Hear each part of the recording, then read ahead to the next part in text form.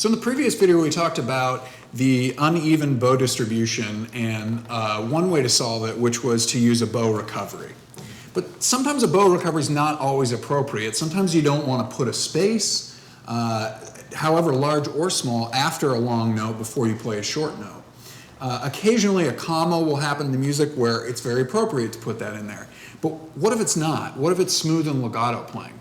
Well, then you have to find another solution, and that solution is managing the bow speed and the bow weight on the shorter note to try and keep the volume and the sound exactly the same. So what am I trying to get at here? Well, let's say you have a 3-beat note followed by a 1-beat note, but you want them to be very connected. Well, what you can do is play the 3-beat note, 2, 3, and then you have 1 beat to get back. You could release a little bit of the pressure into the string and use a faster bow speed to try and keep the same dynamic level and the same quality of sound, but you can use a faster bow speed to get back to where you need to be for the next 3-beat note. It'll sound something like this.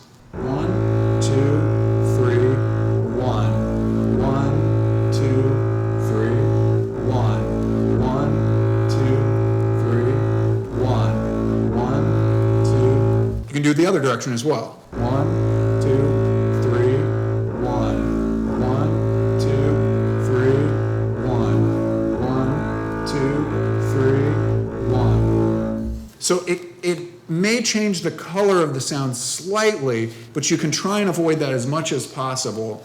And what you need to do is remember to release some of the weight and use a faster bow speed so that it's balanced and the dynamic stays about the same.